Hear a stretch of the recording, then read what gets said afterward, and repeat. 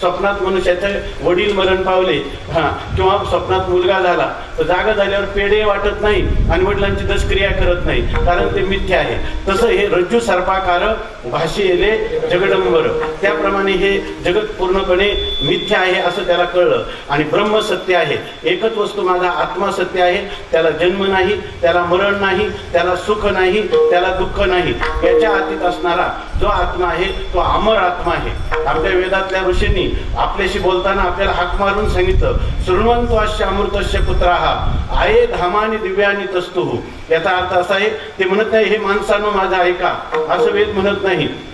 वेदातले द्रष्टे ऋषी आपल्याला म्हणतात तुम्ही अमर आत्मे आहात, तुम्ही मरके नाहीत. तुम्ही 3.5 हाताचं रस रक्त मांस मूत्र मल यांचा कोथळा असणारं हे 3.5 हाताचं शरीर तुम्ही नाहीत. तुम्ही अत्यंत निर्मल मंगलमय अशा प्रकारचे आत्मा आहात. तुकाराम महाराज त्या मंत्राचा अर्थ करतात की तुम्ही हे लोक अमर आहात, तुम्ही मरके नाहीत, अमर आत्मे आहात. न म्हणा देह माझा ऐसा, माझा देह आहे एवढं म्हणू नका, मग भरवसा कळेल.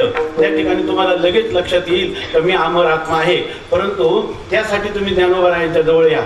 ज्ञानोबारायांच्या जवळ माझा मी अमर आत्मा कसा आहे हे मला ज्ञानोबाराय कृपा करून सांगा, अशा प्रकाराने. आणि त्याच्यासाठीच तुम्ही आम्ही या ठिकाणी प्राप्त झालो. आपलं चिंतन हे चाललं होतं की तो शिष्य जेव्हा हे सगळं ऐकलं आणि त्याला तृप्ती झाली, तो म्हणतो की मला तृप्त झालो, कृतकृत्य झालो असं म्हणतो. तेव्हा तो म्हणतो नाचायला लागतो आणि तो म्हणतो धन्योहम धन्योहम, मी धन्य आहे, खरोखरच मी धन्य आहे. हा मनुष्य जन्म प्राप्त झाला, ईश्वराची भक्ती केली, ईश्वराच्या कृपेने संत सज्जन सद्गुरू मला प्राप्त झाले, त्यांचा बोध मला ग्रहण झाला आणि आज मी ह्या बोधाला प्राप्त झालो. म्हणून तो म्हणतो अहो शास्त्रम, अहो शास्त्रम, अहो गुरु, अहो गुरु, काय ते गुरु, काय ते शास्त्र.